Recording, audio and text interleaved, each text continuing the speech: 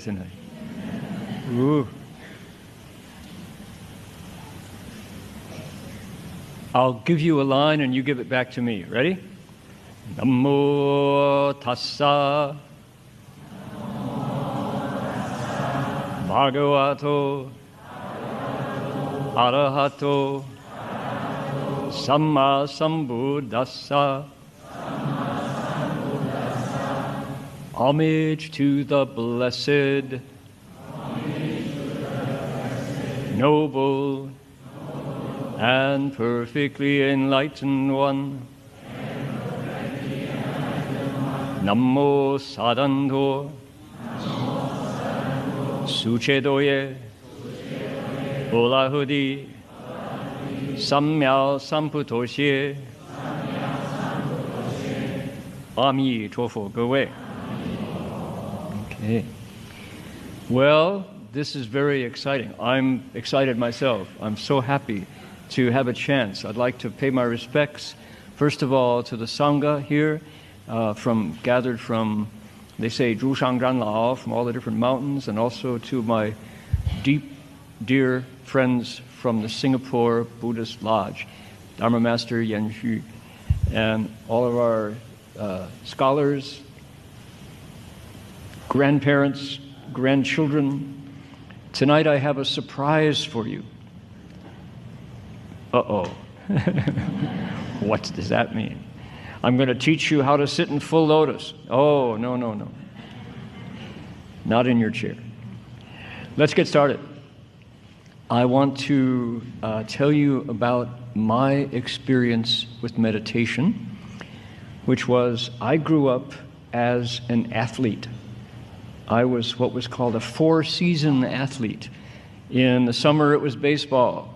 In the autumn, it was football. In the winter, it was basketball. In the spring, it was golf and tennis.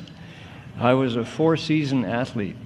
And all of my baseball-playing, football-playing buddies had no idea that secretly, in my room at home, I was crossing my legs to meditate. If they had seen their glue-fingered end and their jump shooting forward and their baseball pitching buddy sitting like this at age 14 in my room, they would have thought that there was something very strange going on. In Toledo, Ohio, back in the 1960s, there may not have been half a dozen meditators, but I was one of them. I have no idea why.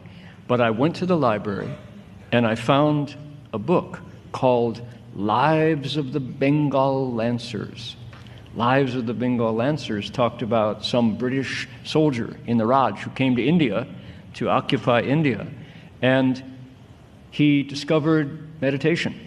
And he was excited about all the wonderful things that meditation taught, including watching one Swami take 4 colored cloths, red, green, yellow, blue, swallow them down dry, and then bring them back in any order you ask. Yellow first, red first, blue first, green first. And I was like, ooh, that's so cool. I had no idea what was involved, but I knew that there was something here to learn. So that was my beginning. I was meditating at age 14. With no guidance, no understanding, probably following something from my past. But then, the first day of my college career, coming with my parents to my university in Michigan, carrying suitcases, opened the door to my dormitory the very first day, and here was my college roommate, someone I was going to meet, going to stay with for 4 more years, sitting like this. zazen shimasu. Oh, so desu ka. Honto desu ne. Moshiroi desho. Sa. Sitting in full lotus, doing zazen, right? His older brother in Providence, Rhode Island, had met a Korean Dharma master, Songsan Sunim, who had taught him Korean-style Chan meditation called Zen, Korean Zen. I had no idea, but something in my body recognized that posture. It was electrically integrated, if that makes sense. 眼观鼻，鼻观口，口观心. The electricity circulated in my roommate's body, and I had no idea, but my eyes recognized there was something very wonderful happening here. So I said, first thing I did was I closed the door. I didn't want to bother him, you know. And we're standing there, what's he doing? My parents, what's he doing in there? I don't know. So we, after that,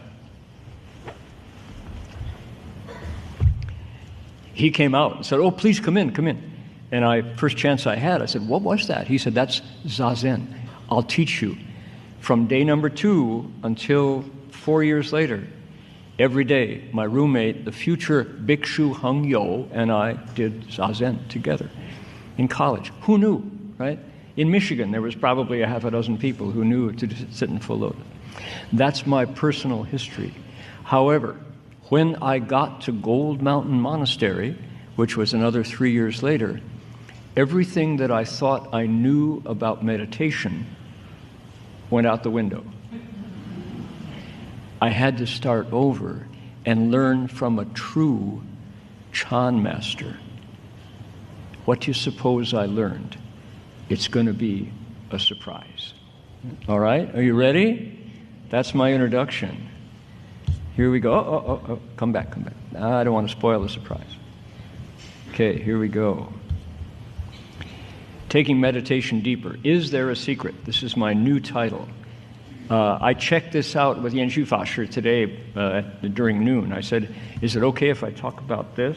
And he said, should be good. So it passed approval, yes. All right, here we go. Is there a secret? What I'm going to share tonight came from what I learned at Gold Mountain Monastery about real Chan.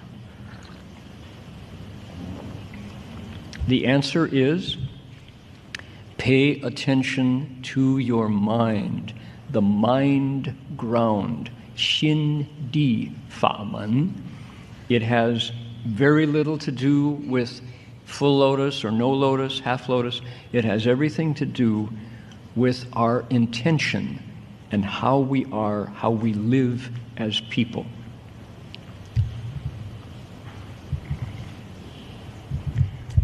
Berkeley Monastery, 1995, monastery that I started in Berkeley, California, called the Institute for World Religions, 法界宗教研究院. We taught Wednesday night, Friday, Saturday, Sunday, and then Monday, Tuesday, Wednesday, Thursday, we opened our Buddha Hall for other groups.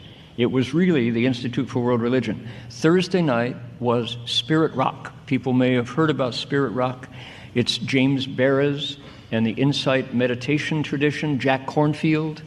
And we were in the East Bay of the Bay Area, Berkeley and Oakland.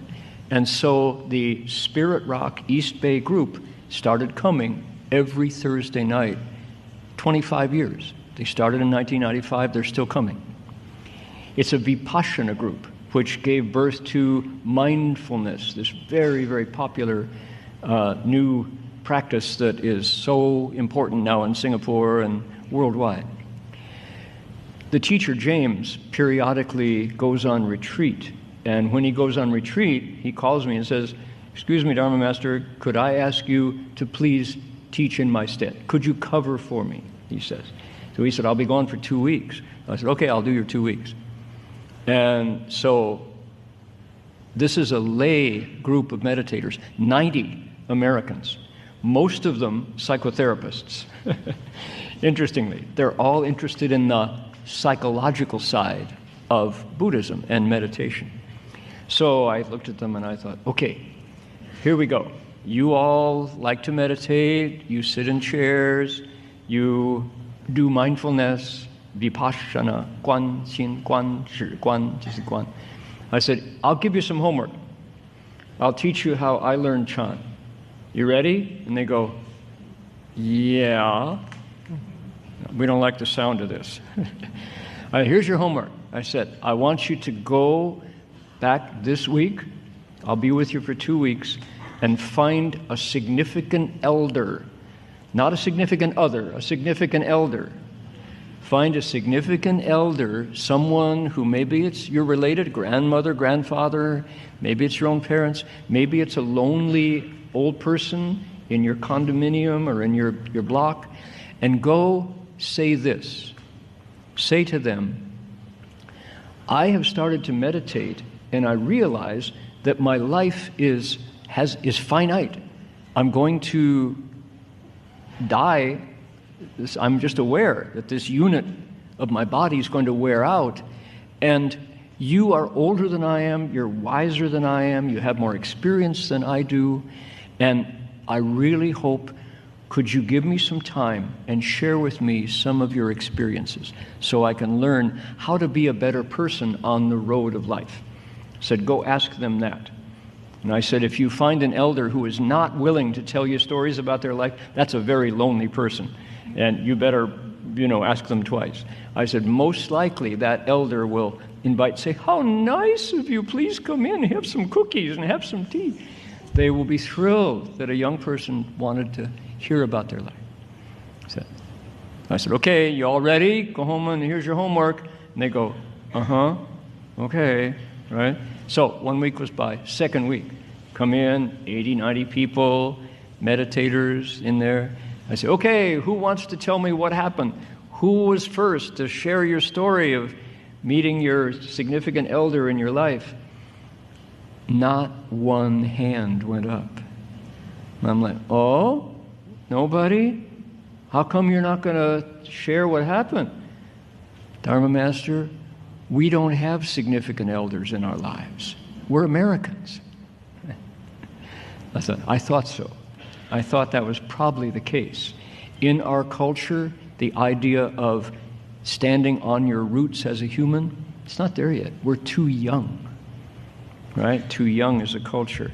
And then one woman raises her hand, Sumaya. Sumaya says, actually, Dharma Master, I did what you asked. And everybody goes, oh, Sumaya, we didn't know you had a mom. We've never met your mom. She said, yeah, let me tell you my story, she says. She says, I've been meditating now with James for years, 3, 4, 5 years. But recently, she said, as my meditation gets deeper, I've been experiencing this kind of emptiness here. I just don't feel really connected. It's kind of cold and dry. There's no juice flowing, she said. But somehow you gave us that homework exercise, and it was exactly the right time. She said, I started to think about my mom. And she said, you know what my situation is? She says, my mom, she's just one of those Jewish moms. She had a song that she sang. And maybe some of you Singaporeans can relate. My mom used to nag me. She always said, you know what's wrong with you, Sumaya? I'll tell you what's wrong with you. Everything is wrong with you. The way you dress, the way you walk, the way you think. Everything is wrong. She said she used to sing that song all the time. I got so tired of it, I couldn't stand it anymore, so I left. I moved away. She said, it's been 10 years since I've talked to my mom.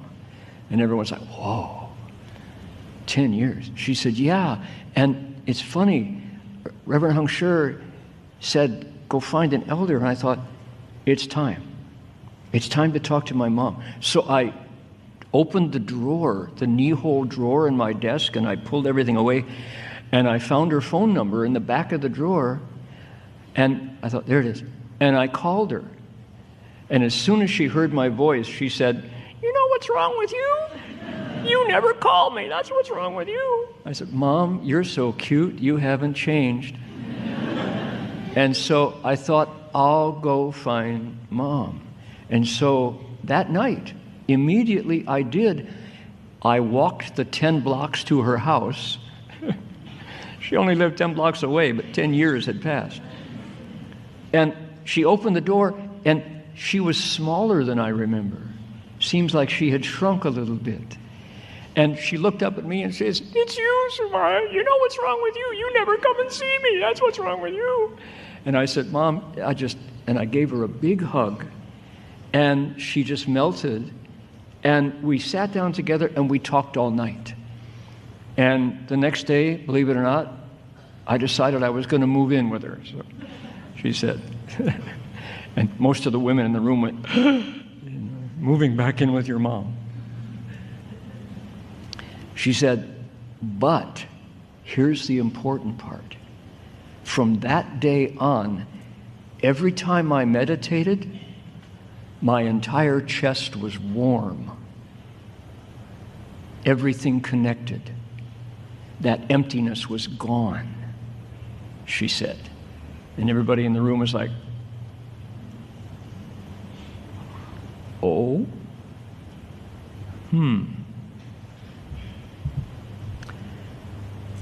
John, the building inspector from the city of Oakland. John is about 6'3". He's got a big beard. He's got a big gruff voice. He laughs, ha, ha, ha, ha, ha, like that. He never talks. John is just one of those guys. He does the hard work. He goes to buildings and puts the green tab on, or doesn't. The green tag, which means you can go ahead and make the changes, you know. Tough building inspector. Nobody expects John as a meditator. He is a deep, deep Vipassana meditator. John says, I have a story I'll tell you. And everyone's like, oh, he talks. John says, when you gave us that, I'll spare you the accent, I'll just talk normal. All right. He says, you gave us that assignment. It just was perfect. He said, you know my dad? He said, my dad, here in California, my dad belonged to one of those doomsday cults that you hear about in Los Angeles, where they have a prophet who says, on this day there will be 7 suns in the sky and the earth will end, you know. My dad really believed that. He really believed in it. And, I mean, he was all in with this cult. And the day that the prophet predicted the earth would end, my dad went with everybody down to the beach at Santa Monica, and they looked towards the east because the prediction was the sun would not rise. He said, you know what happened? The sun rose just as normal every time. And my dad's faith was broken. He just thought that the world had ended. And he went down to Bakersfield and he got a cabin on the edge of the desert and just stays inside the room. And me and my sister knew where he was, but he would never answer the phone. And that was my dad. But Reverend Heng Sure said, let's go connect to a senior, an elder. I got in my car and I drove the 8 hours down to Bakersfield, and says, believe it or not, hadn't seen my dad for years. I knocked on the door. His voice said, John, is that you? He said. And I opened the door and I walked in, and my dad said, I kind of thought it might be you, John. What are you doing? And I said, Dad, would you like to meditate together? Dad said, yes. I sat and meditated with my dad overnight the next day, and he said, we're together again. And somehow just the timing was right. And now I feel like I can come out of the closet as a meditator because I can do it with my dad, he said. And everybody in the room, these 80 other people, are like, oh. Right? So, what did we hear at Gold Mountain Monastery from a real Chan master? He said, 要栽培心地，要用功德来张扬菩提种子. He said, you want to nurture and fertilize the ground of the mind. He said, grow your own internal gongde. Powerful word. We're going to be looking at these words tomorrow in our translation workshop. What does it mean to say, 张扬内在佛性的功德? You grow the merit and virtue of your nature. I didn't know. I didn't know how to translate these words, but I knew they were important. This is what a Chan master said. Sumaya and John experienced it without the Buddhist vocabulary. They were doing just that. Sumaya reported, once she reconnected with her human roots, her chest was warm when she meditated. Who would think the relationship was missing? Our fundamental human roots. We are not isolated units, friends. 我们不是什么孤独的单位，真的是这样子。Okay, so John, the building inspector, was developing his own merit and virtue when he took the time to go find his dad and meditate with him. Right? How wonderful! 栽培自己心地, nurture the ground of the mind. She said, after I reconnected with my mom, when I meditated, my whole chest felt warm. John's father said, meditating with you is my best spiritual experience. I feel like I've been saved. Because the dad wanted to be saved by the cult leader, but it took his son to save him. 大家注意这点, huh? So, when we meditate, here's the secret. Set yourself an intention. Why am I meditating today? I do this every time when I cross my legs. First thing I do is my intention today, I want to open up my Buddha nature. I want to put fertilizer on the mind ground, the ground of the mind. This is an analogy. What is the Shindi? The Shindi, the ground of the mind, it's like a garden. The Chan master Xuanbong Shangren, who is the disciple of Master Xu Yun, he is the 9th elder, patriarch, ancestor of the Weiyang lineage. He says, pay attention to the mind ground. It's like a garden. The ground of the mind is like a garden inside. And what are we growing today? What seeds are we planting? That's the question to ask. Why am I meditating today? That answer could be very, very different. Now, when I was younger, my answer would have been, because I want to get enlightened. 我要开悟, 我要开悟. Please sell me a 6-pack of 开悟. I want the giant economy size of 开悟. I'll buy it, I don't care. I'll kill someone to get 开悟. Nah, 不懂. You know. But that was I was a consumer. I was trained to be a consumer, that you can buy anything, right? I had no idea that real Dharma, 无知一无得, right? You don't get anything, you get rid of things to get enlightened. What do you get rid of? Well, what's on your mind ground? Before we begin, what's on the mind ground? Broken glass, maybe an old car tire, hard ground, weeds, right?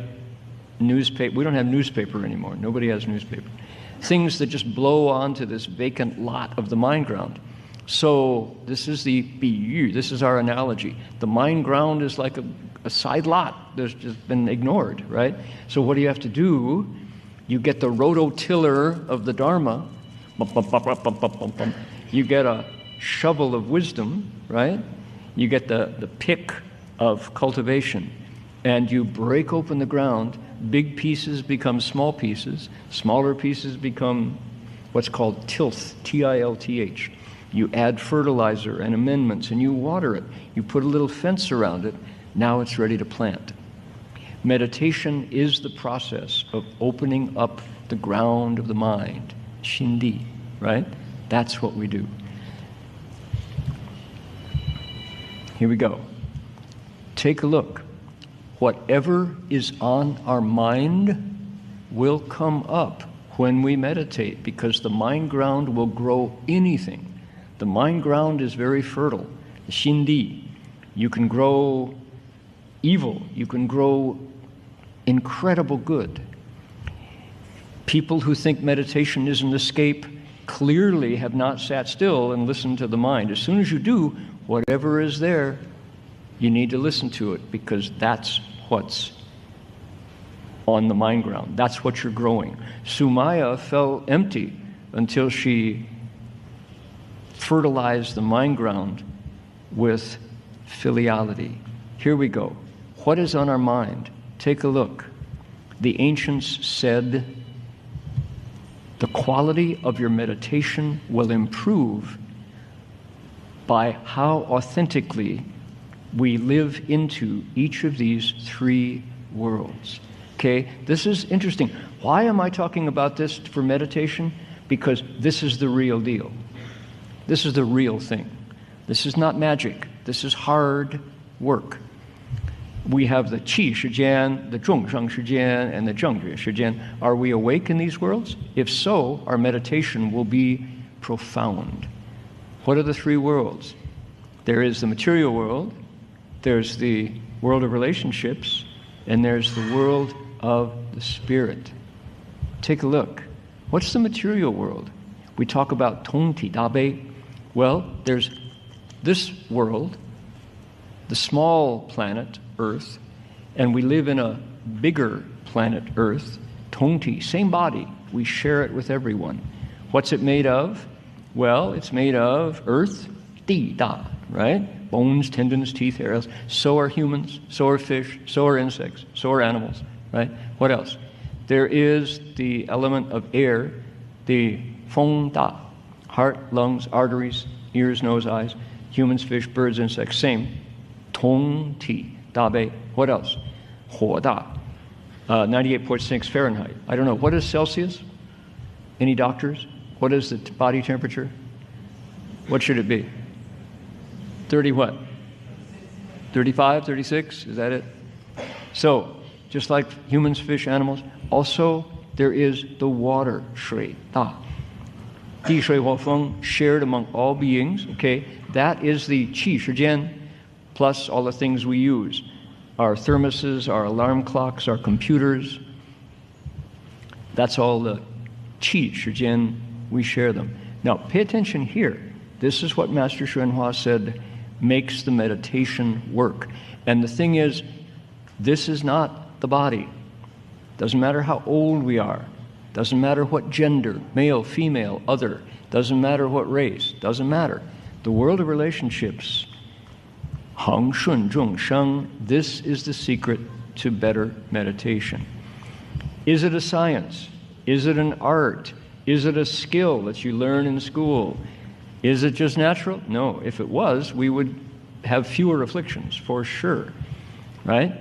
The Bodhisattva path, Han Chuan Fo Jiao, Da Chang Fo Fa, requires relationships with living beings.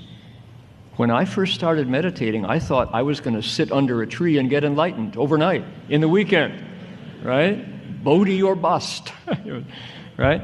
Who knew that I needed to learn how to be a better person in relation to my parents, my friends? Why do we hold precepts? Because when you kill, who do you kill? Somebody. When you steal, who do you steal from? Somebody else. Who do you cheat on? If you break the third precept, somebody. Who do we lie to? Other people. The precepts, that first step into cultivation, has to do with relationships. If we don't kill, steal, lust, lie, drug ourselves, we are still in a relationship, but it's a beneficial one. The Bodhisattva makes vows to save self. The Bodhi resolve comes in two parts. This all has to do with relationships. All right, I'm making the point that this is what we discover when we meditate. How do I relate skillfully with my family? If only when it was time to talk to my dad, I could download a PDF and get it right? Not so easy. Is there a manual for understanding that guai wu across the breakfast table called your son, your teenage son? Not so easy, right? Teenagers come from another planet. They really do, right? Their bodies are changing every hour. They don't know. They wake up in the morning and they're new. They don't know how to do. Is there an online tutorial for coping with aging parents? If only. Oh my goodness. We have an elderly monk who is now on the edge of dementia, and he's not there. His body is there. The old monk we knew, no longer there. Relationships. We have to learn our entire life. Here's a new relationship. My flesh and creature's flesh are different only in name. although we come in many shapes, our nature is the same, right? Look at this. 我肉中生肉，名殊体不殊，圆通一种性，知识别心躯. Look at this faithful creature. He's got that loving stare, right? There's a relationship. How are we doing with that relationship? Skill in meditation awaits my working through so many relationships. Otherwise, when you go to meditate, that's on your mind. Here we are in Vancouver, Jinfo Si, Gold Buddha, a realtor, David Z, Xu Lide. He's a good Buddhist, kind of comes on weekend, you know, he's very enthusiastic, has no particular practice or skill. He decides he wants to get married, so he goes to China, comes back with a new wife. Unfortunately, she was a Hongwei being. She was a Red Guard from the Wenge, Wenhua Dageming, Wushanlun. She believes that religion is poison, religion is death, right?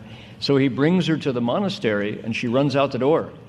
And Shulida, that night, he comes back to the monastery late at night, and he's got something wrapped in a blanket.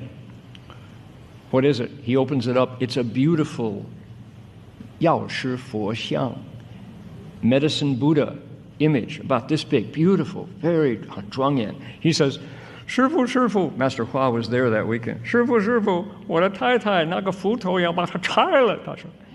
My wife took an axe. She was going to destroy medicine Buddha. He said, I saved it.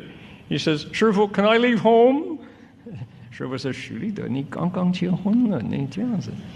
He said, I have a method. Here's what you can do. You can leave home, but first, he said, you have to make peace in your home. Make peace in your kitchen. When you can cross over your wife in the kitchen, I will let you leave home. Now, it's not that I'm cruel, but I know how it works. He says, you can be in the monastery here with your legs crossed meditating, but where is your mind? Your mind is thinking about your brand new wife. You just won't be able to put her down. He said, you have to deal with your relationships first. Then you can leave home. So Xu Lide said, okay, sure. So he went home, and, 3-4 weeks later, he brought his wife for lunch. She came and she ate vegetarian, and she looked around, And then she came back 2 weeks later. She said, that was really good food. So she ate a little more, and then she came back a week later, volunteered to work in the kitchen. After that, she said, I hear about this repentance. I want to try She started bowing a repentance. Pretty soon, she moved in. Xu Lide, bit by bit, drifted away. But the wife was there and really strong. So, crossing over. We live in multiple relationships at once. We are all descendants of ancestors. 我们都是前辈的下一代. We are all children of parents, right? Anybody who was not born from parents, do not raise your hand. We don't want to know. Some of us are parents of children. I am not, but we have these relationships in our body right this minute, inside our skin. Invisibly, we hold all these relationships. We are husbands of spouses or wives of spouses, right? We are brothers and sisters of siblings. 兄弟姐妹啊，就说弟弟哥哥姐姐妹妹啊。We are students of teachers. Think back, how many generations of that knowledge being passed on through us in this room tonight? How much knowledge is here in our chairs tonight? All different kinds, right? And we're holding it now to pass on. Those are relationships. They're in us and alive right now. We wake up into the San Shi Jian, Qi Shi Jian, Zheng Sheng Shi Jian, Zheng Jue Shi Jian. We are friends of friends. Right this minute, in our skin. We are citizens, employees, teammates, etc. Right? Right this minute, this is the Zheng Sheng Shi Jian. We bring all of these together every time we meditate. How are we doing with our relationships? If we can set them straight and be together in our heart, doing the best we can to live into these relationships, our meditation will be unobstructed. 无惧无束无挂无碍明心见性 Right? So this is real stuff. Not magic, not special words, right? Okay. We stand on our roots. Who are my human roots? Parents, grandparents, ancestors, teachers. Trees stand on their roots. People stand on the roots that are our parents. Who would think? Really, really true. Let's take a look here. I got a little graphic part of the presentation. You know, when we see a tree, it's only half of the tree. The other half is invisible. That's right.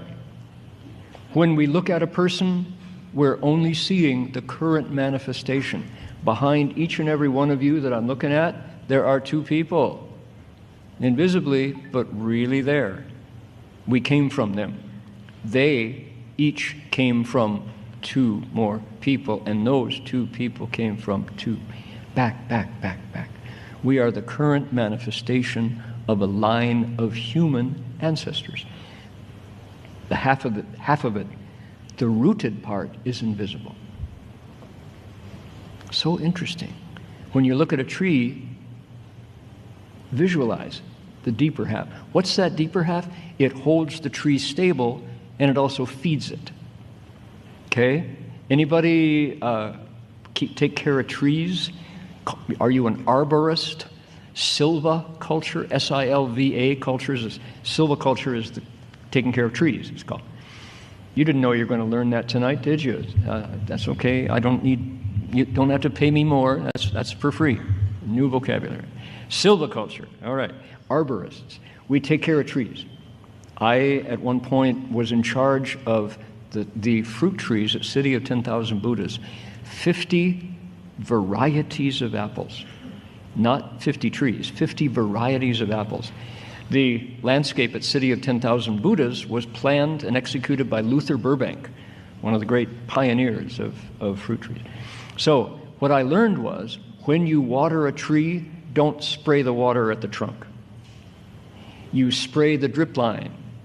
Where's the drip line? Walk out to the farthest extent of the thinnest branch and go down. That's where the roots are. That's where the roots feed. Certain trees' roots are very deep. Mostly, they're wide. So you water around the drip line. That's where the roots are. Interesting. Who would think? Take a look. The roots are bigger than the tree. Our ancestors are with us. If we awake into the 众生时间, we meditate with them. Meditate with your ancestors and your sitting will be stable. It will go deep. 打坐的时候跟我们的祖先一起打坐好几代，那个时候坐得非常稳定，想不到。This is a secret. Nobody talks like this, right? Check it out. Okay, anybody can name this one? I'll give you 5 points. Anybody know? That'd be tough. Maybe you can tell by the wall back here. This is 天台山国清寺, right? 浙江省. This is one of the trees, a camphor tree, 樟脑树, at 天台山国清寺. Okay, look at the generations. This is the source. This is the root, and here's the branch tip. Okay, find the parents. Here is grandma, here is grandpa. Look at him, stiff as a board. Look at him. And yet, he gave birth to who? Twins. And this is the Didi right here. Ooh, is he proud. But what a wonderful family, right? All right. More twins, 2 sets of twins. And look at grandma. Oh my goodness. She gave birth to 2 sets of twins. Look at grandpa with his beard. He's probably about 50, but he looks about 90, right? Life was hard back then. Okay. Let's see, we got time. Yeah, I can tell the story. During Three Steps One Bow, a pilgrimage that I took at one point, bowing to the city of 10,000 Buddhas, we got to Cambria, California. This is one of the small cities in central California. And the Hyatt family came out one day. We were bowing, it was raining, and this Volkswagen bus pulled up beside the two bowing monks, myself and my companion, at about 11 o'clock, just time for the noon break for lunch. And the door slid open, and the father, John Hyatt, came out and said, "Hey," he said, "we saw you bowing. Could we offer you a meal?" So I was silent at the time. The other monk said, "Yeah, we'd be happy to accept. We don't eat onions and garlic or any meat." He said, "Well, we know that. We're ready for you." So they said, "Come into the van." So to come out of the rain with our wet robes and everything, we jumped in the Volkswagen van, and here were the mom, two babies, and in the front seat was somebody wrapped in a blanket. And so we got in, closed the door, and the windows steamed up right away. You know, it was nice and cozy in the Volkswagen van. And John Hyatt said, "I want you to meet my father, Papa Joe," he said. And the figure in the blanket turned around, and it was an old, old man, no teeth. And he said, "Hello." He said, "Hello." It's Papa Joe. And so John said, "We'd like to offer, you can do chanting." So we're Gong Yang Qing Jing Fa Shen Pi Ru Zhen O Fo. We chanted, made an offering to the Da Peng Jin Shi Niao, did all the right things. And then we enjoyed soup and sandwiches and corn on the cob, wonderful lunch, fresh peaches.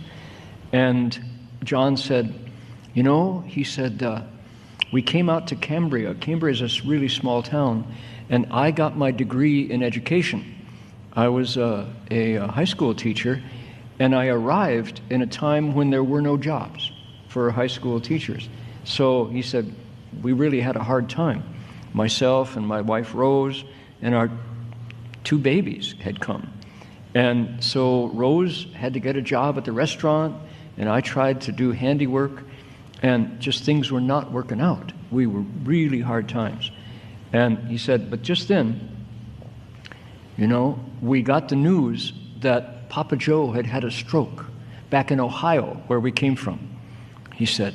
"And so I talked to Rose, and we talked it over, and we thought, what should we do? Well, the other siblings didn't want to take care of him, and it was kind of up to us. And so we talked to each other, and we said, we want to bring Papa Joe out here, but we can't. We're already having trouble. Hard to make ends meet. Plus, we have a small, tiny place to live. So how can we do it?" She looked at me, and I looked at her, and she said, "But you know, it's the right thing to do," he said. So we called everybody, said, "John's going to go back, buy an extra plane ticket. We'll bring Papa Joe out to California. And if we have to suffer, we'll all suffer together. It's the right thing to do," right in our hearts. So we did. And Papa Joe came out, and he's just a ray of sunshine. His heart is, even though he had a stroke, he's never sad, he's never upset. And strange to say, he said, as soon as we got him here, this house appeared. We rebuilt it. We had plenty of room for the two kids, room for Papa Joe, and one for us, he said. And I got a job. A job opened up in the high school. And all these blessings came to us because we took care of our elder. He said, "We really know that the blessings of a good life came because we, you could say, fertilized our roots," he said.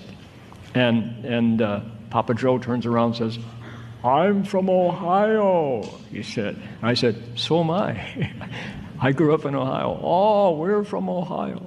So what a wonderful experience of seeing the principle of 栽培心力, taking care, fertilizing our roots, paying attention to the foundation. Filiality, this word, is rare. If you take your phone and type in filiality, it auto-corrects to following. It doesn't even have it in your phone. It comes from the French word fils, which means child, right? Filial respect. By the way, we don't say filial piety. Do a big red X over piety. Piety is something nobody wants. That was a mistranslation that came with the British early translators. 孝顺, filial respect, filial regard, not piety. Okay, comes from child, fils. The idea is, now, I know there are people sitting here right tonight here, they hear, oh my God, he's talking about filial piety. I'm out of here. I'm going to check my phone. Let's see if I got an email, you know. Hang on there. Take everything that Chinese culture has transmitted over the thousands of years to today in Singapore about filial respect, 孝道, 孝顺, set it aside and take the Buddhist explanation of 孝顺 from a Chan master and try it on. Okay? Give me a break. See if you can try out, taste this new interpretation. What is the new interpretation of filiality from a Chan master, Xuanhua Shangren? He said, 知恩报恩. He said, 知恩, recognize when people have been kind to you and find a way to give it back. Find a way to continue the good energy. That's it. Never mind 听话, 无逆不孝. That kind of, you know, that hard-edged filiality that locks you into some sort of behavior. It's not that. Filiality, take it from someone who had no idea about filiality. In America, we don't talk about this. It's not there. It's not part of the culture. We're too new. But Chinese, Indian culture, filiality is the beginning of virtue. 孝悌忠信礼义廉耻思维八德. Roots of Chinese culture that has made Chinese civilization so stable for thousands of years, it begins here. Buddhist cultivation of the mind ground and your success in meditation starts in the same place. That's my surprise tonight. Are you surprised? No, Dharma Master, we're disappointed. We wanted to get enlightened. Okay, all right. So hang on, we're not done yet. All right. So, 知恩报恩, recognize that kindness has been done to you and find a way to pay it back. Think of Sumaya. It took her 10 years to get past Mom's, you know what's wrong with you? I'll tell you what's wrong with you. She had to live with that, but then she recognized that she had roots in her life that had not been fertilized.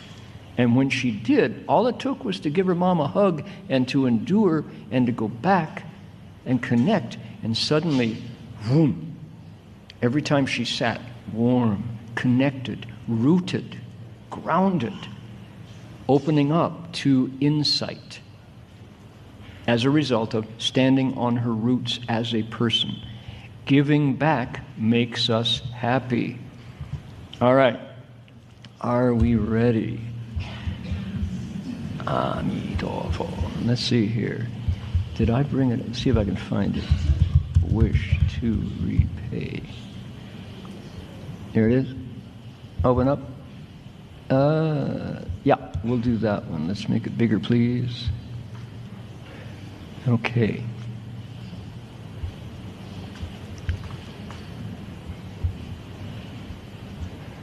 Okay, this is a sing-along.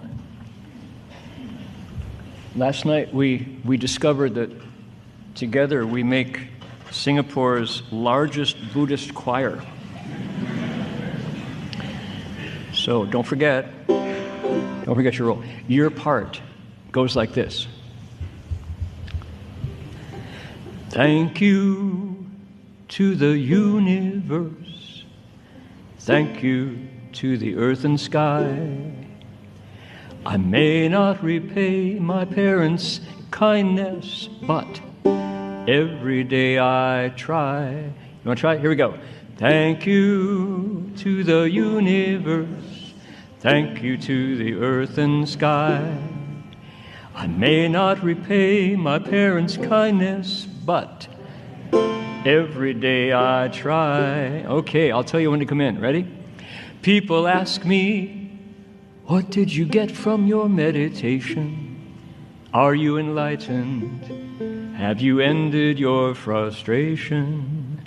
The wise men and women who woke up, all those I reviewed, say the highest state is a wish to repay, a heart of gratitude. Ready? Here we go. Thank you to the universe. Thank you to the earth and sky. I may not repay my parents' kindness, but every day I try. How many years did I waste waiting for my prize, for my ship to finally come in, for my payoff to arrive? But joy comes not from getting, but from giving it all away. Sages say once you see the Tao, you feel a wish to repay. Ready? Thank you to the universe. Thank you to the earth and sky. I may not repay my parents' kindness, but every day I try. Now, how about teachers' kindness, right? I may not repay my teacher's kindness, but every day I try. How about the planet? All the food that we ate today? I may not repay the planet's kindness, but every day I try. Back to our parents last time. I may not repay my parents' kindness, but every day I try. Wish to repay. All right. So, true talk. Who would think that meditation is here? What a surprise. All right. Next. By the way, thank you for singing along. That sounds so good from where I'm sitting. I get to hear all of you. It's really nice. All right. That's me. Age 14. And I had just discovered meditation, but what am I looking at? A golf bag. So here's the story. 知恩报恩, knowing kindness and wanting to repay it. So what is a young boy, a teenager, a young man, just body is already getting to be an adult, but the mind is still a kid, you know? And yet the hormones are in there, and you're new every day. There's all these strange things you have to deal with. That's my parents' living room where I grew up. So my dad was a golfer. And every day he was a lawyer, and he would argue with labor bosses. He was a corporate lawyer for a company in Toledo, and he would argue with the bosses about weekends and about insurance and salary all day long.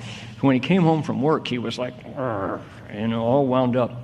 So I would see my dad come home, and I would go and grab the bag of, they called them shagged golf balls that had a cut in the ball because they were no longer valuable.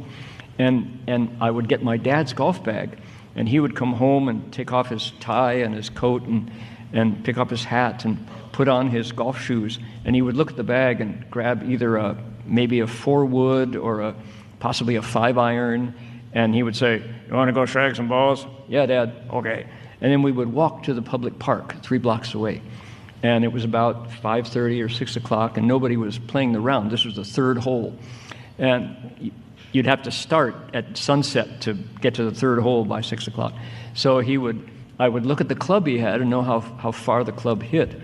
And then I would dump out the bag, and then I would run down at the appropriate length, maybe 50 yards, maybe 100 yards, and my dad would start to pop, pop, hit the golf balls. And every time he hit a ball, he was hitting the head of the labor boss, right? Just like,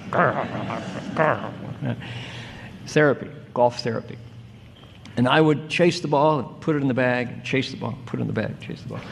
And by the time the mosquitoes had come out and the sun was just about down, my dad had gone through maybe 100 golf balls, and he was much calmer. And I would come back and he would say, "You want to hit a couple?" And I go, "Yeah." And I would dump a couple out, and he would correct my golf swing and teach me how to hit a golf ball. And so my birthday, Halloween, October 31st, coming right up, by the way. And hint, hint. No, I can't do this. That's all right. So on my 14th birthday, he gave me a golf bag. And my dad played with some friends. Of course, you go in a foursome, 4 people, tee off together and go 18 holes. And whoever plays with the foursome is a buddy. He's a peer, P-E-E-R, right? He's an equal. After he gave me the golf bag, he said, "You want to join the foursome?" And I'm like, it's a rite of passage. It's like approval as a man, you know. So that was a big deal for a 14-year-old boy to be invited to join my dad's foursome. Okay, now my dad was a big, tough war hero athlete from Canada, from Quebec. He rarely smiled, but luckily my mother had a camera, and she was standing beside me and pointing it at my dad, and she caught that look. That's as much as my dad ever smiled. 知恩报恩, right? Recognize when kindness is done to you and think to pay it back. Now, notice, not filial piety, but filial respect, 孝道. Notice the child is underneath the 老, right? 老子. The child is supporting the adult, the elder, simply by standing on the roots. There's a relationship here that is vertical, right? Just like the picture of the tree, the child is the roots of the elder's wisdom, knowledge, mission, vision, all of the above. So I think this is a new and useful interpretation of 孝顺. It's not 听话, obey me. All right? So I know I'm talking to thousands of years of Chinese culture, but this is how Master Xuan Hua introduced the Dharma in the West to people who had never heard of filiality, didn't have this relationship. 宣化上人就是这样子介绍禅宗参禅打坐，他先从心地开始。心地呢怎么开发呢？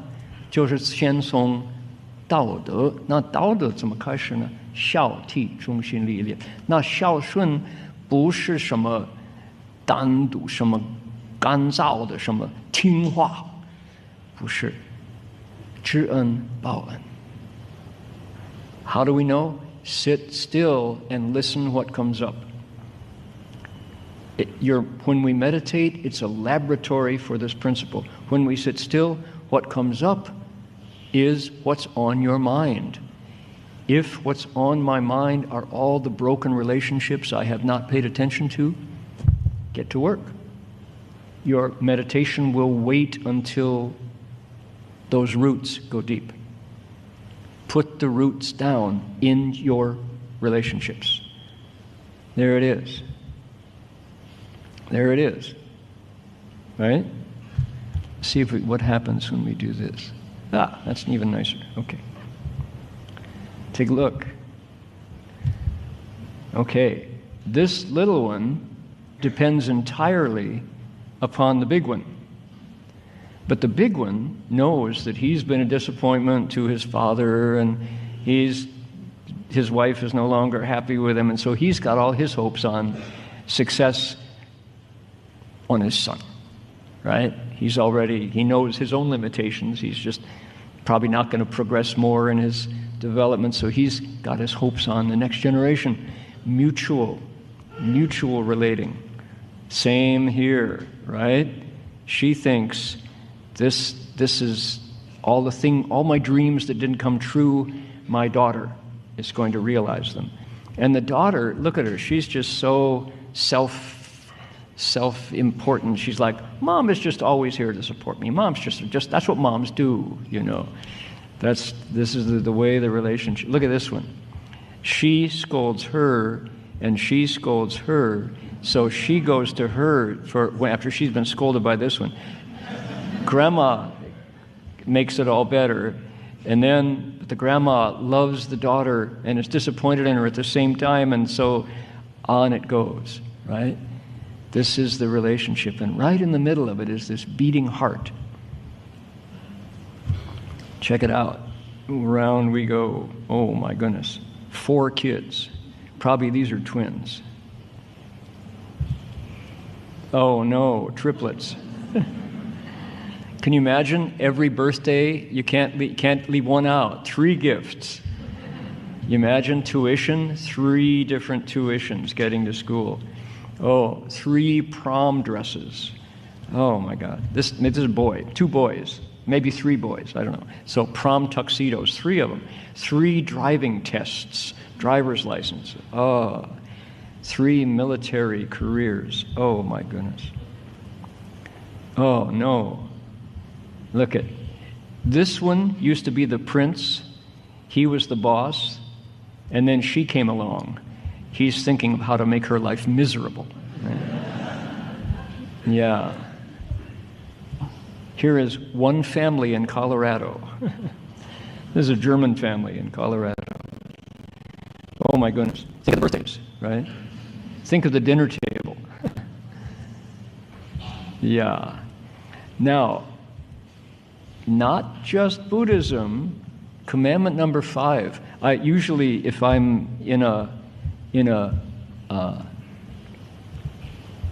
if I'm lecturing in a situation where people have read the Bible, I quiz them. I say, tell me Testament 10 Commandments, number 5.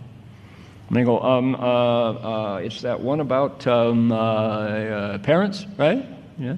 I say, yeah, but how does it go? Well, everybody knows it. You know, it's just something about father and mother, right? It goes, honor your father and mother so that your days will be long in the land and all will go well with you. Let's unpack that. Tomorrow we're going to talk about decoding the Dharma, taking the code out of the Dharma. Decode commandment number 5. Honor your father and mother. Why? So that you'll stick around. Your days will be long in the land. What does that mean? It means your roots will go down and the tree will survive. You will still be here if you honor your father and mother, and the roots are deep, and when the winds blow, the tree leans but comes back. Okay? What else? Everything goes well. Your life will be good once you set your relationships in order. Furthermore, your meditation will be great, unobstructed. How about that? That's such a rich... Who would think? The first 4, right? Thou shalt not, thou shalt not, thou shalt not, thou shalt not. When you get to 5, it talks about parents. Thou shalt. Right? So, every time I say this... Now, I'm going to move this away here. Every time I present this, no matter where I am, whether it's Singapore, whether it's Sydney, at the Gold Coast, Berkeley, whether it's in, Paris or London, people come up to me, usually after the lecture, and they go, hey, you go talking about this parent stuff, you don't know my old man, he's a son of a bitch. You telling me I'm supposed to go back to that abusive guy? Am I supposed to get beaten up some more? And I said, of course not. Of course not. No, I'm not suggesting that every relationship is wholesome. I'm saying that we came from invisibly two people who invisibly came from two invisible people who came from two invisible people. What if my parents were abusive, or, as in many cases now, one of them was absent? My colleague at the Berkeley Buddhist Monastery is a guy named Doug Powers. Doug taught at Berkeley High School for 36 years. There's an entire generation of students who know Mr. Powers taught them about AP classes, psychology, history, philosophy, etc. Doug says back in the 70s when he first started at Berkeley High, he said the ratio of children who came from two-parent families was pretty much 75 to 80% had both parents at home. When he finished in the thousands, when he ended his career as teaching at Berkeley High, he said it was exactly the opposite. It was 20% of the students came from families where both parents were there. 70% came from 单亲的家庭 or group parents or some other thing. It completely reversed. What if our parents are absent? Am I supposed to connect to a troubled relationship? No. So how does this work? And how will it impact my meditation is the question. Filiality means repaying kindness, 知恩报恩. Now, it means looking inside to that primary relationship. What if when I sit and what comes up is an ache and a yearning for something missing? What do I do in that case? Right? Real question. This is a specific. This is not a principle. This is not an idea. This is reality. Right? So many of us, you could say. Or what if my mom is a tiger mom? And what if she is just on my case, and because I'm 25 and not married, she's just makes my life miserable, right? What do I do then? How do I be filial? 知什么恩报什么恩呢? Right? Reality. Let's look at it. And how does that impact my meditation? Okay? Here's the thing. When we sit, whatever is in our heart on the shindi will come up. Often it is dukkha. Often it is cool. All right? What do you do? Listen to it. What is it telling us? It's telling us that in our nature, whether we are men or women, there is a need for these two, what you could call archetypes, these two modes of father and mother. If I am now 30 years old, but in my mind I'm still this child, and I have not moved into the father in me and the mother in me, my potential to be firm and decisive and strong, my potential to be unconditionally loving and nurturing, father and mother, then I haven't learned. I'm still small. I'm not in charge of my life. My meditation will be, I won't meditate. It'll be too much discomfort. Instead, say, when as I sit here and this information comes up, I remember what it felt like to be powerless, to have to obey whatever mom and dad did because they were so big. I had no choice. But you know what? Now that I have become father or mother, partner, spouse, I realize how hard it is to be an adult, to be a parent. There's no handbook on being a parent, right? We just kind of try our best. Now that I've gone through more years, I've experienced being an older person, I can appreciate the hard time my parents went through. I can forgive them. I can understand them. And I can let it go and move on in charge of my life. I'm not a child anymore. How do I know? My meditation teaches me that. When I sit still, witness the pain of being alive in a human body, the Buddha's experience, the prince's experience before he went over the fence, right? Before he leapt over the palace wall and went out in the woods. This is what the prince experienced. He saw that there was suffering in the world and it was universal. Everybody gets old, gets sick, and dies. Meanwhile, we're related to all these people and most of us don't know how to do it. There's no handbook for how to do relationships. So, if we can witness that in our lives while we sit, this is the information of meditation. This is the Xin Di Fa Men's Di Yi Ke, Di Yi Men Ke, right? This is the first lesson of meditation, is come together with the information from our nature about our relationships and pay attention there.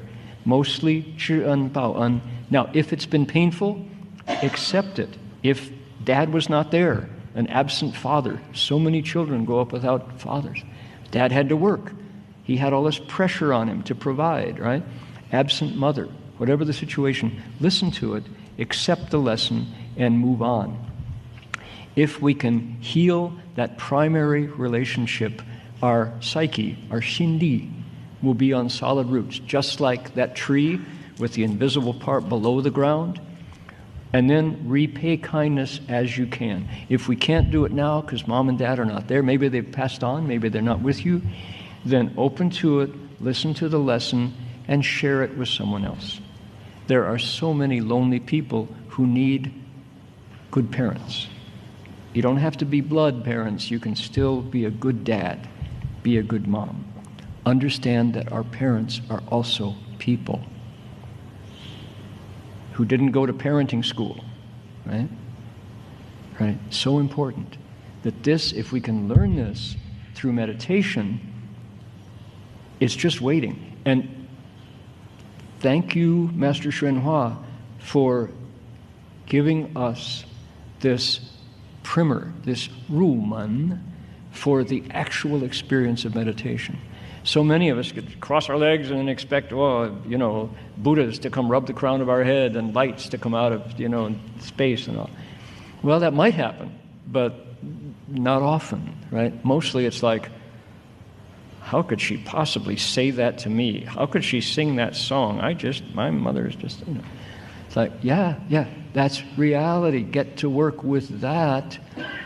Turn it around. Mom didn't have the handbook on being a good mom. She didn't know, right? But I'm not a powerless kid anymore. I have a lot of decisions to make in my life, and I can. And meditation teaches me that. When these relationships are okay, healthy, when I care, but I really want to go deeper, I want to find the Dharma, that's lesson number 2. All right, here we go. First thing, care. I care to make it better. I want to care to make it work. Because I care, I can open my heart to the lessons of my meditation and experience the dukkha without freaking out.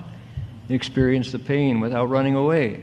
Experience the boredom of meditation without quitting. Right? Open to it. Learn the lesson of the mind ground. Because I can open to it, I can listen to it, all the sounds. Guan, Shi, Yin, where are those sounds? Right inside. I contain all the experiences of my ancestors. Because I can listen, the more I listen, the more I care, because I hear how painful it is to be alive in a human body. It's not a bed of roses, mostly, right? Sometimes it is, but then it doesn't last. So look how it works. This is the mind ground. If we listen, the more we listen, the more we care. The more we care, the more we're willing to sit there when it's boring, when it's painful, when it's dull, when it's just unbearable. We hear those sounds. But if we open to it, we understand that this is the sound of the world. And pretty soon, that the mind ground, the roots go deep, and it finds the ground water of compassion. Isn't it interesting that all the trees in the forest, all of the grasses, all of the bushes, all the plants drink from a single groundwater stream? The water under the ground nurtures all plants equally. Everyone takes what it needs and flourishes. Some take more, some take less, but it's not the case that the birch trees drink from some other water and then the maples, like it, but they wait for the redwoods. No, they all drink from the same. That is great compassion, da bei shui, waiting for us to put those roots down. How do we find great compassion? The roots of our mind find it in our hearts. Where does it begin? Xiao shun. Connecting with our own roots. This is how meditation goes from being this lonely unit, sitting here, what am I doing here? I feel so silly. I'm sure everybody else is out there getting rich, and here I am sitting still, And it goes from that to, when I sat still, I joined the human race. I joined all living beings, right? Where do you go to wake up? Same body, the only one you got to work on, right? So we pay attention to the mind ground and the relationships, because that's what's going to come up to obstruct. Then, as you sit there, you can send out metta, loving kindness. I got a story, and to finish with, then we're going to move on to questions. So my dad's younger brother, Uncle Freeman, came down to visit from Sherbrooke, Quebec. La belle province de Quebec, they say, the beautiful province of French Canada. And Uncle Freeman had heard about Berkeley, California. Do you all know about Berkeley, the People's Republic of Berkeley? Oh my goodness. Berkeley, California, the free speech movement and hippie heaven, right? So that's where I live. Since 1972, I've been in Berkeley. The street where you could say the parade of the People's Republic is most intense is Telegraph Avenue. Telegraph Avenue feeds directly into the UC Berkeley campus, right into the plaza, Sproul Plaza. And on any given day, Telegraph Avenue is so full of every kind of humanity that you have to kind of turn sideways to walk to get down the street. There are vendors selling handcrafts and silver and belts and tattoos and headscarves and incense and flowers and other things you probably don't want to buy. And just all kinds of things at Telegraph Avenue. So my Uncle Freeman was there, and his two sons, Grant and Wayne, who are my cousins.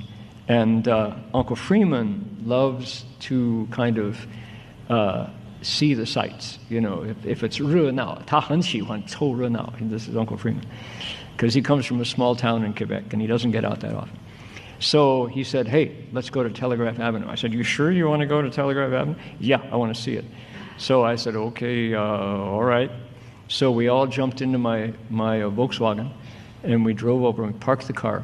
And I thought, boy, I'm responsible for my uncle and his two sons. And I'm at home here. I know Berkeley, but I don't think they're okay. Well, I better recite the Da Bei Zhou. So I can be ready for whatever happens, because I know that Telegraph Avenue, So I get out my beads.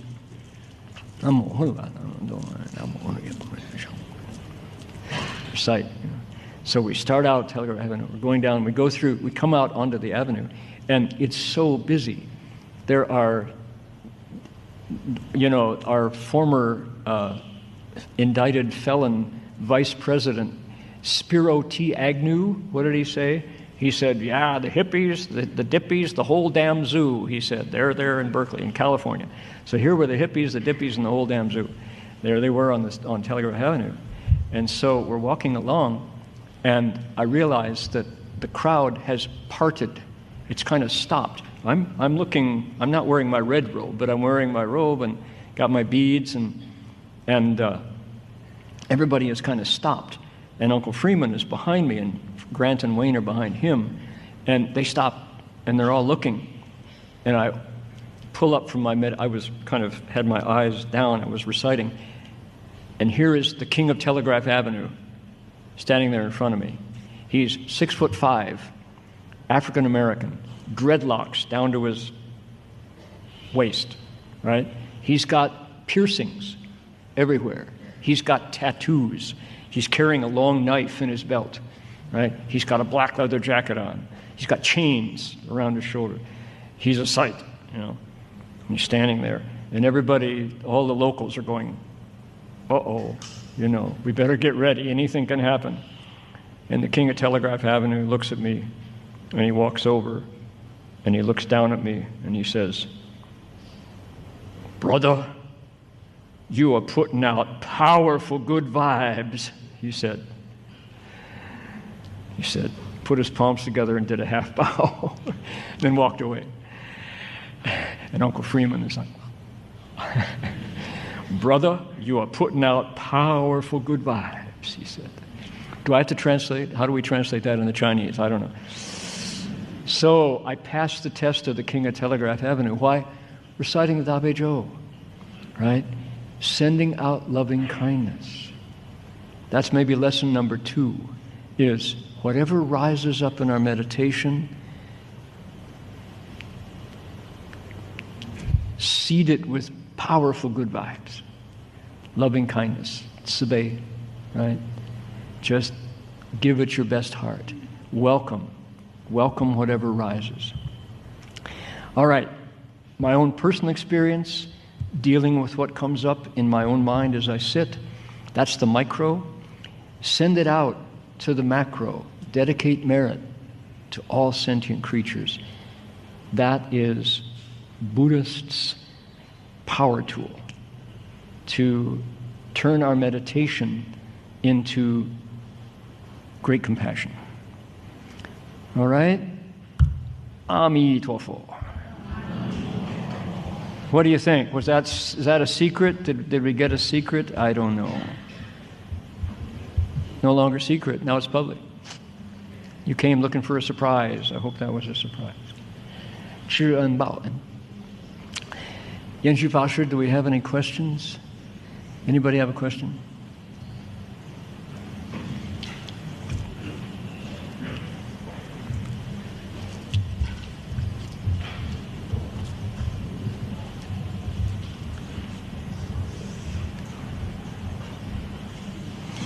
Okay, some masters say you should meditate with your eyes closed. Others say that this is wrong. Your eyes should be nearly shut with a slight opening. What is the correct way? Hold on.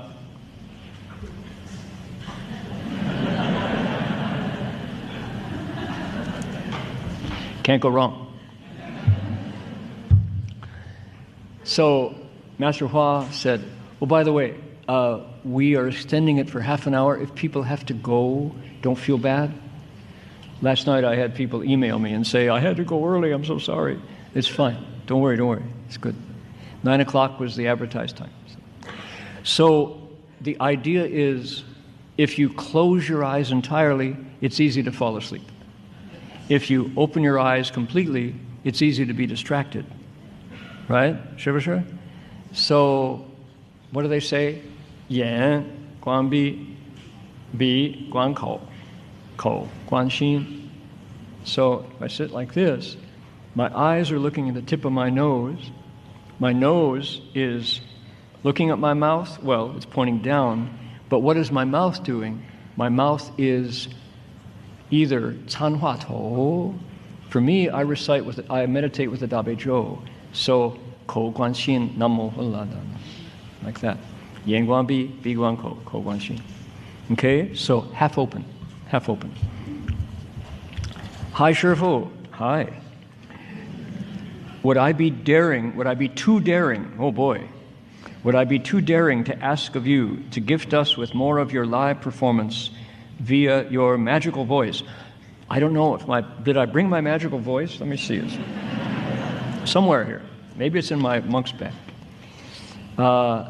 We use AI to generate a magical voice, right? It was fun that we could sing along in a less formal and engaging way at more formal Dharma talks. Music helps to relieve stress and well suited for tonight's topic. We feel your kindness and love for us at SBL. Would you please sing more? Okay. Not a problem. You bet. Can. As they say in Malaysia, can. Okay. There are so many methods of meditation. Which is the correct one to follow and practice? Okay, please enlighten. What is Chan meditation? Chan is 思维修 and 静虑. So Chan meditation is two things, 止 and 观. 思维修 is 观. 静虑 is 止. Okay, that's what makes Chan unique. So there are two things. One, calming and contemplating. In Sanskrit, vipassana and shamatha, two things. All right, so we've got a bunch of languages. 止 and 观. 止 is shamatha, calming. 观 is vipassana, contemplating. That's what Chan, the traditional definition of Chan is. Two things. Sometimes our minds are very, very active, so we want to calm them. We do it, that is take your Vajra wisdom sword, Jingang Bao Jian, and you kill the Buddha, and you kill every thought, you slice it up. Don't allow any thoughts to move in your mind. You watch your mind ground as the thoughts rise, you slice them. Use a broom, sweep them away. That's the zhi. Sometimes you need that because the mind is too active. Other times, if the mind is lethargic or groggy, it's too early, didn't get enough sleep, you too much time in front of your computer or your phone, you have to guan, vipassana. What you do is thoughts rise, thoughts fall. Everything that rises in the mind ceases in the mind. Okay? So thoughts rise and thoughts fall. That's guan. You don't get involved. You become a passionless observer, a dispassionate observer of the mind's thoughts. That's guan. Two different methods. Chan involves both. Sometimes in one day you need both. Other times you just use one for a week or a month. Okay? That is Chan. What is so many methods. What's the correct one? The answer is, think of a doctor with his doctor's bag. Which medicine does he use? Does she use? Depends on the illness, doesn't it? If you have a sliver in your foot, you don't take a paracetamol. Maybe you do for infection. But if you have a headache, you don't pull the splinter out of your foot. You have to use whatever, 因病下药.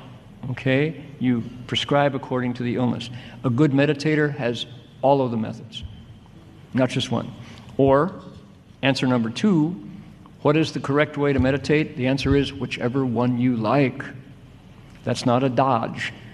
Which, if you don't like it and somebody tells you to do it, will you be happy? Will you do it? You'll quit. You'll move on. You'll go get baptized. Sing hymns, right? So, nothing wrong with that, but it's just you have to pick one that you like.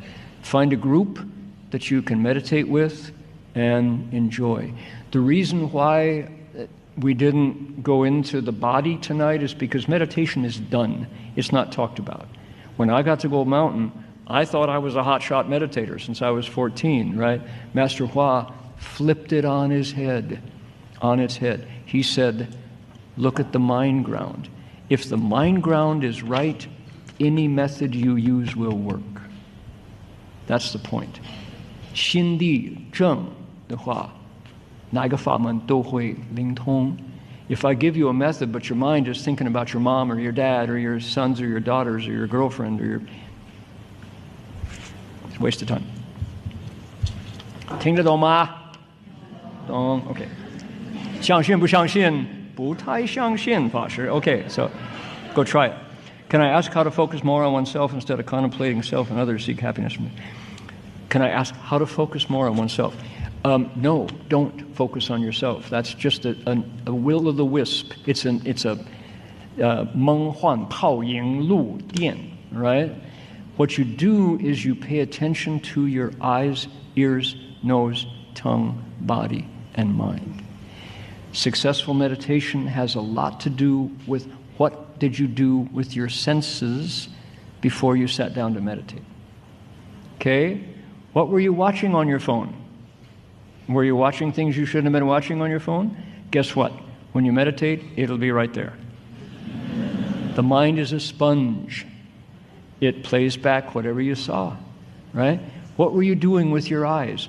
It will be there when you meditate. What were you doing with your ears? It will be there when you meditate.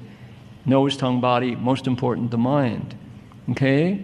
So if you say, focus on the self is an illusion. It's just created from whatever you do with your senses. If you can tame your senses, your meditation will be sublime. Okay? How do you tame your senses? 不杀不盗不淫不妄不喝酒. Right?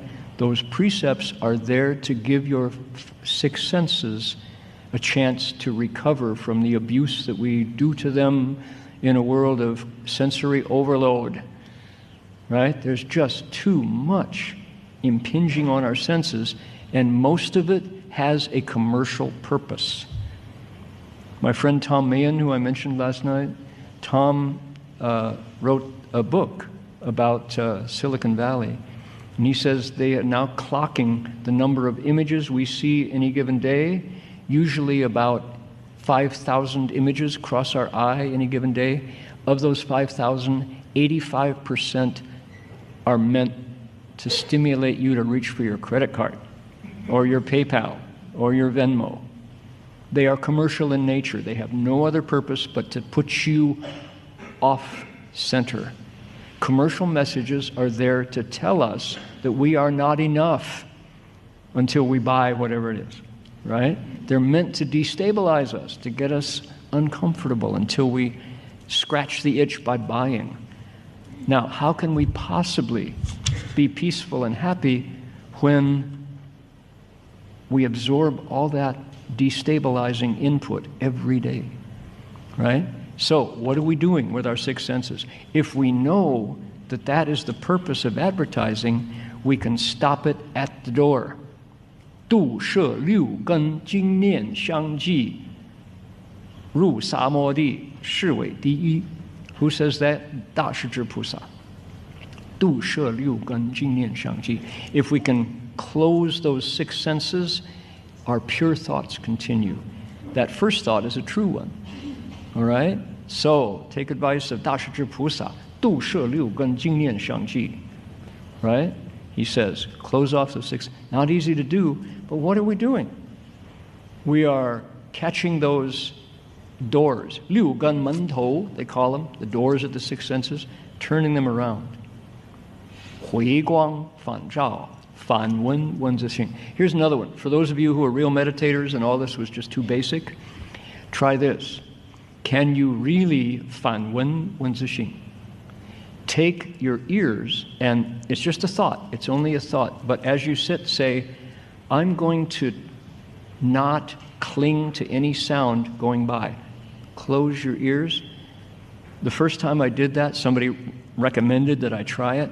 I got this jolt of energy. Why? Because even though I was sitting still, my ears were out there doing business in the world. You know, selecting, rejecting, liking, hating, you know, listening hard, being upset with it. My goodness, just literally, I mean it, 反闻, turn your hearing back. Now, of course, 观音菩萨那个楞严经25圣内品反闻闻自性不是那么简单啊. There's the Shurangama Sutra has Manjushri Bodhisattva. The Buddha says, here are 25 sages who got enlightened. Which one has the best method? So Manjushri goes out and asks everyone. Finally, at the end, he selects Guanyin Pusa, Gan Yuan Tong, the perfection of the ear organ. And That's how Guanyin woke up, and it's the best one. 此方真教体清净在音文, he says. Where we learn in this country is in sound. We use sound as the vehicle for learning. So Guanyin Pusa tells us how to do it. It's really profound. When you try to study it, I recommend it. Go take a look at the Arsha Wu Sheng in the Leng Yan Jing. But after sentence number 2, it's like the plane takes off and it goes up into the stratosphere. And it leaves me behind every time. But that's the method right there. So I really do recommend, try it. As you sit here, just go, now it's only a thought. You don't grab your ears, nothing like that. You just close them. You'll get a burst of energy. So, all these different methods. Venerable, if we don't eat chicken and duck, I knew it would be food. Okay. If we don't eat chicken and ducks, how can they be reborn as humans? Wow, 好慈悲哦. Okay. If you eat chicken and ducks, can you guarantee you will be reborn as a human? If you can't guarantee, you better be careful. Okay, 2 questions for 1. You got to pay me twice here. Was Buddha born in the animal realm in one of his past lives? Many, many, many, many times. Look at the Jatakas, the Jataka tales. Well, how do we meditate with our ancestors? You can't avoid it.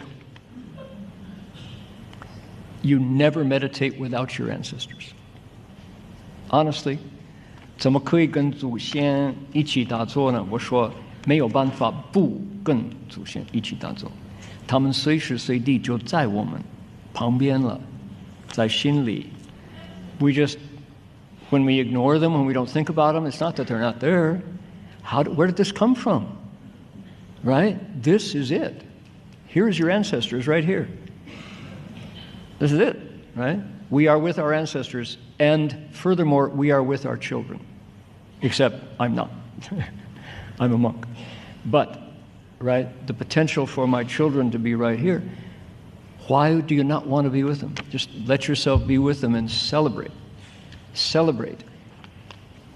Well, how do we want to be? We want to be someone whom our ancestors could be proud of. Right? We want to be with someone, we want to be someone whom our ancestors would want to be with. Okay? Is that grammar? Does that work? Right? So, if I meditate and get connected with spirit, spirits ask for help, sometimes disturbing. Any advice? So,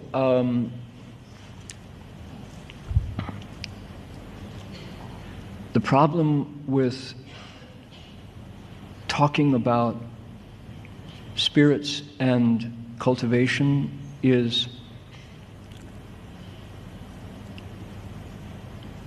there's no proof. And it's the same with dreams.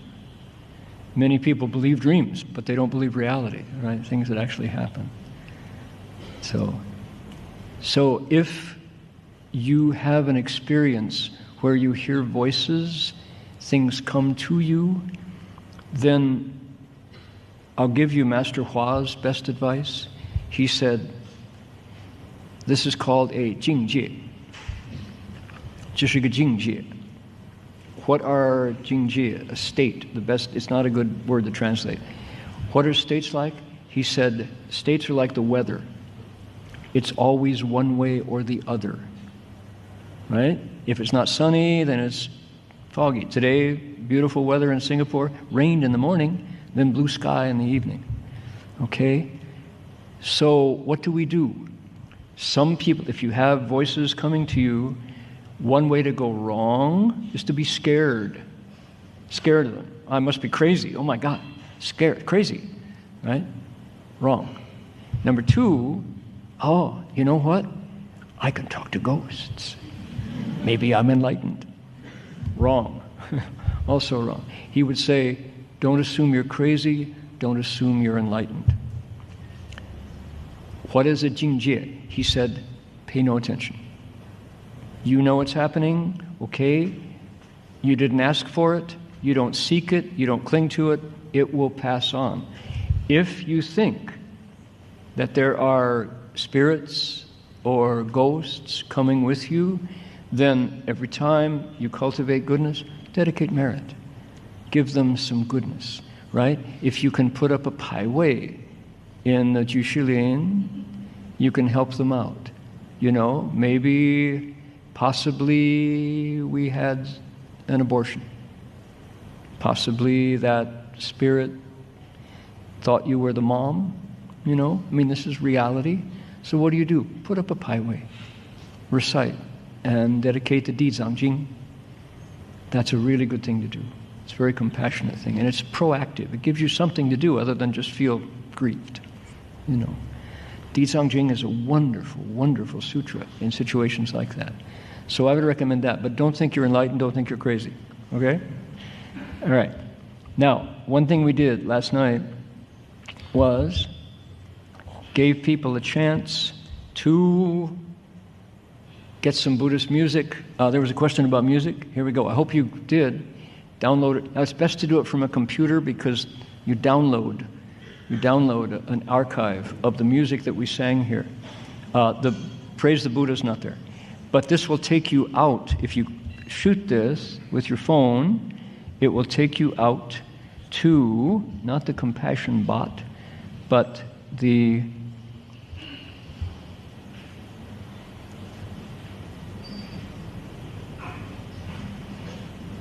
takes you out here. dharmaradio.org.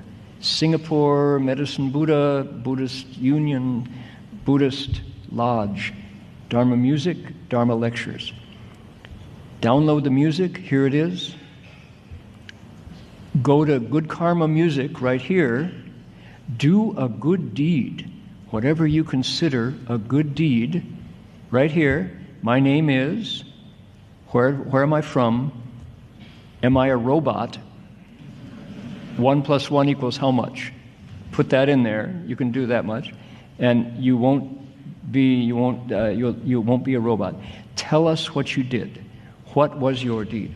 I listened to a monk talk about meditation for way too long tonight. Okay, so you submit the post, and then you pick which Buddhist music album or storybook you would like to hear, including Father Cyprian, a Benedictine monk, and we will send it to you. Then you get to read the stories. Let's see, who reads Vietnamese? Win Nui Hui from Vietnam says, "You hat yong hat fat fat." Okay. Jackie says, "I bought cookies from a friend who wanted to raise funds for disadvantaged children during a festive period. Send her music." Well done. Mr. Lim, "I've been doing sutras, Diamond Sutra, 88 Repentance, Heart Sutra, Heart Mantra, etc., 48 Vows Bhamitaba in English for the Myanmar people. Hope it helps them to learn about Mahayana Buddhism. Hope their internal wars stop and peace restored in the country. All sentient beings in 10 directions are living in peace." Right? Send him music. Good deed. Right? We have 500 good deeds so far from all over the world, including one guy from China who said, "I didn't do any good deed, I just wanted the music," he said. Okay, at least you're honest. Yeah. So, now, for the Singapore Dharma Assembly, you just click on that and it comes down. But the good deed is optional. You also get all the lyrics from all the songs, including "People ask me, what did you get from your meditation?" There it is. We just sang it. Okay? All righty. Now, what's the secret to get there is click on that, and it'll take you out.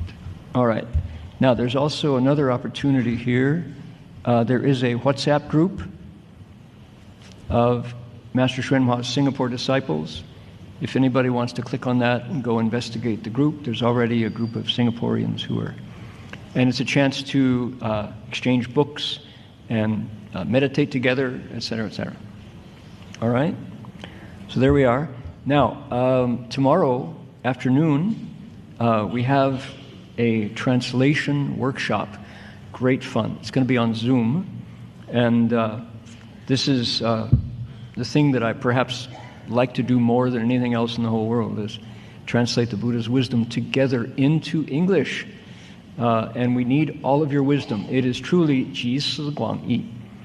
We're going to look at two things. We're going to look at the Huayan Jing for a sutra, and we're also going to look at Zheng Dao Ge, Song of Enlightenment by Yongjia Dashi. So one is a song and one is a sutra. And we're going to look at brand X translations, not so good, and ways to improve it to make it the very best. All right? Ami Tofo.